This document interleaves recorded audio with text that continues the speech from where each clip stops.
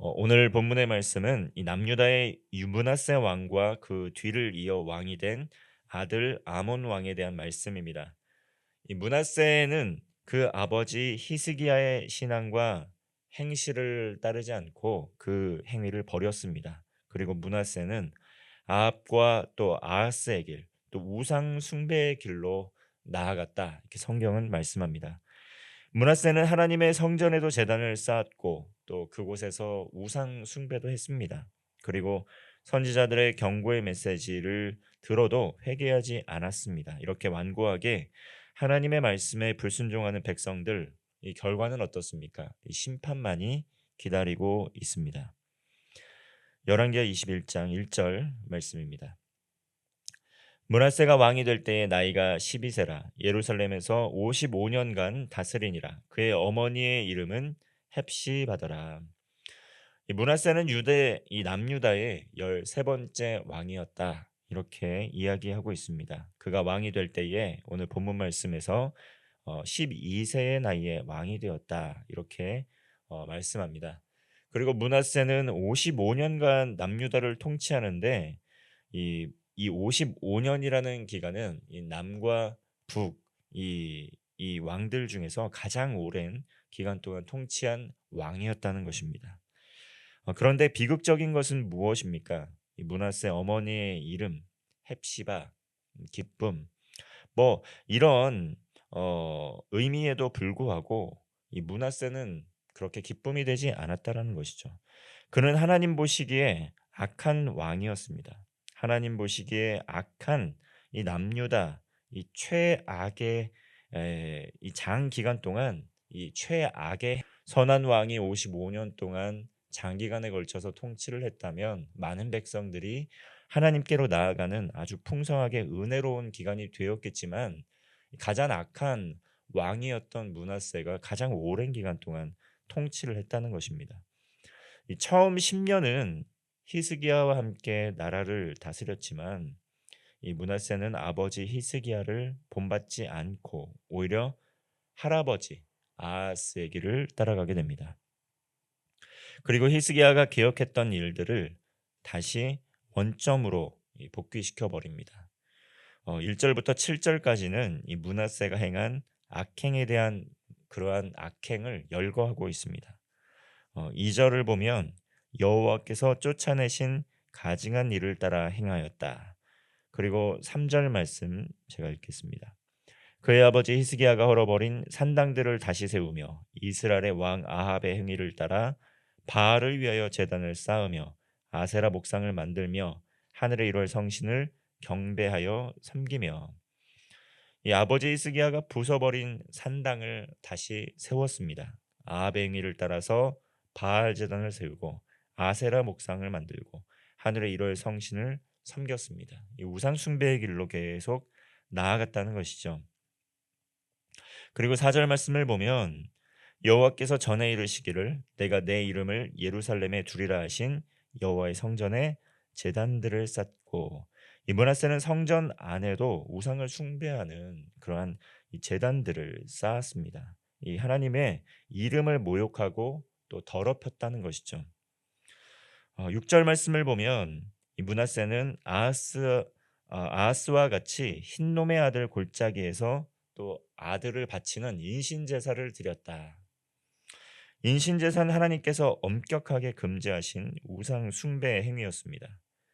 그런데 인신 제사도 드리고 또 점술도 행하고 사술도 행하였다. 또 신접한 자들, 또 무당들, 박수들 이들을 또 상대하면서 우상 숭배의 길로 계속 나아갔습니다. 북이스라엘이 멸망의 길을 간 이유는 무엇입니까? 북이스라엘이 멸망의 길을 간 것, 처음부터 끝까지 우상 숭배를 했기 때문입니다. 그러면 그것에 대한 교훈을 얻고 남유다의 왕으로서 히스기야와 같이 또 바른 길, 정직한 길로 나아가도록 노력을 해야겠지만 고난의 길을 계속 자처하며 나아가고 있습니다.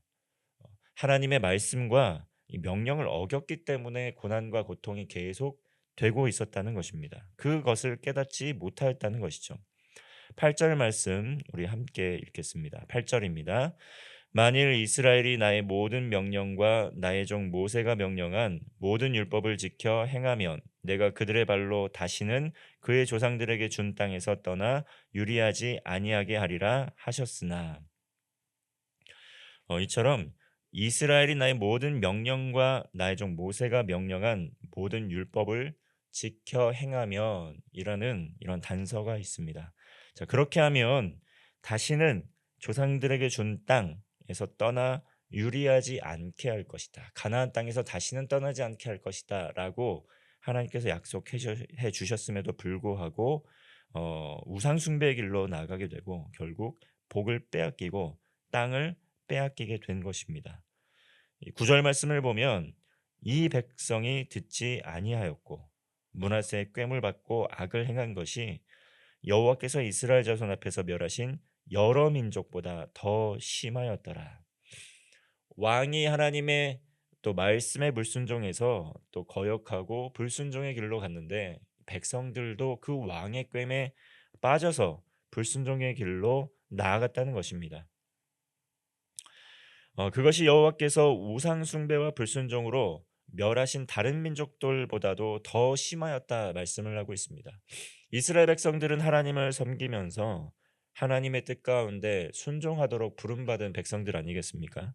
하나님의 나라를 이루어 가도록 부름받은 백성들이 바로 이스라엘 백성들 아니겠습니까? 그런데 하나님께서 구별하여 택하여서 하나님의 도구로 성별하신 이스라엘이 하나님께서 이미 멸하신 다른 우상 숭배 국가들보다도 더 심하게 우상 숭배를 하고 불순종의 길로 걸어갔다. 이렇게 성경은 증거하고 있는 것입니다. 그 결과 어떻습니까? 하나님께서 심판하신다는 것이죠. 12절 말씀입니다. 그러므로 이스라엘 하나님 여호와가 말하노니 내가 이제 예루살렘과 유다의 재앙을 내리리니 듣는 자마다 두 귀가 울리리라. 극심한 우상 숭배로 인해서 하나님께서는 예루살렘과 유다에 재앙을 내리실 것이다. 하나님께서는 악한 길로 걸어가는 백성들의 악함을 끝까지 내버려 두시지는 않습니다. 하나님께서는 인자하시고 오래 참으시는 하나님이시지만 끝까지 그대로 그냥 내버려 두시지는 않습니다. 이 마치 살이 썩어 있을 때 썩은 살을 도려내야 살이 온전하게 회복이 된다고 합니다. 이 악한 불순종의 행위를 바로 잡아야 하나님 안에서 이 복을 누리며 사는 삶으로 회복을 할 수 있다는 것이죠. 므낫세 왕은 온갖 악행을 다하다가 아수르의 포로로 끌려가게 됩니다. 이 오늘 본문 말씀에 나오진 않지만 므낫세가 이 역대하 33장의 말씀을 보면 므낫세가 아수르의 포로로 끌려간 장면이 나옵니다. 제가 역대하 33장 12절 말씀을 읽겠습니다. 그가 환난을 당하여 그의 하나님 여호와께 간구하고 그의 조상들의 하나님 앞에 크게 겸손하여. 이 므낫세가 환난을 통해서 하나님께 기도하였다고 역대하 33장에 나와 있습니다. 그리고 크게 겸손하여 변화되었다라고 이야기를 하고 있습니다. 이 므낫세가 환난을 통해 하나님께 기도하고 크게 겸손하게 변화되었다라고 성경은 기록하고 있습니다.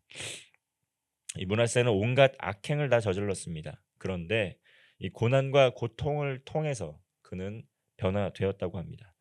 고난과 고통을 통해 교만이 꺾어지게 되고 또 삶이 변화되는 계기가 되었다는 것이죠.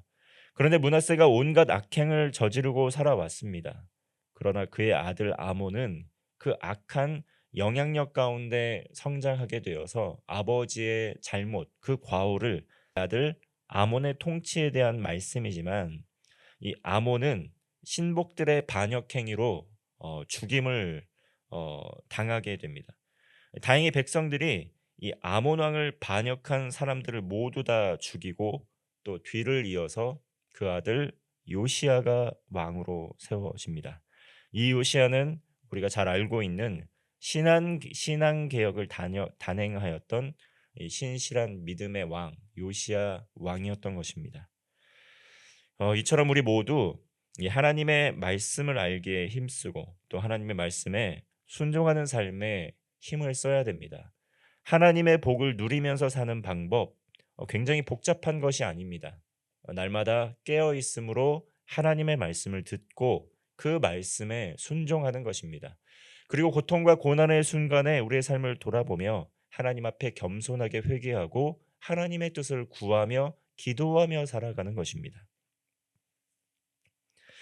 다른 사람에게 말씀을 나누고 가르치면서 말씀의 은혜가 깊이가 더하는 삶을 지향하면 된다는 것이죠. 이 하나님의 말씀에 대한 불순종, 이 멸망의 길로 나아가는 것이라는 것을 우리는 꼭 기억해야 됩니다. 이 고난과 고통의 시간을 거칠 때에는 우리는 거듭나서 하나님의 말씀 앞에 나아가는 또한 기회로 삼아야 된다는 것이죠. 이 므낫세는 인생의 대부분의 기간을 하나님 앞에 악한 죄인의 삶을 살았습니다. 이 백성들을 잘못된 길로 인도하기까지 했습니다. 그러나 모진 환난과 고통을 겪고 그의 교만이 꺾어지게 되었다는 것입니다. 이 겸손하게 하나님 앞에 기도하게 되었고 고난을 통해 회개를 이루었습니다. 그리하여 십자가 우편에서 구원받았던 강도와 같이 마지막 인생에서 여호와를 경외하는 이 겸손한 하나님의 사람으로 거듭났다는 것이죠. 이처럼 인생의 고난과 고통을 통해서라도 하나님을 만나는 것, 이 복된 삶입니다. 삶의 모든 우상을 제거하고 또 날마다 하나님의 말씀을 가까이 하고 하나님께서 주신 복을 넉넉히 누리는 성도가 되시기를 주님의 이름으로 축원합니다. 기도하겠습니다.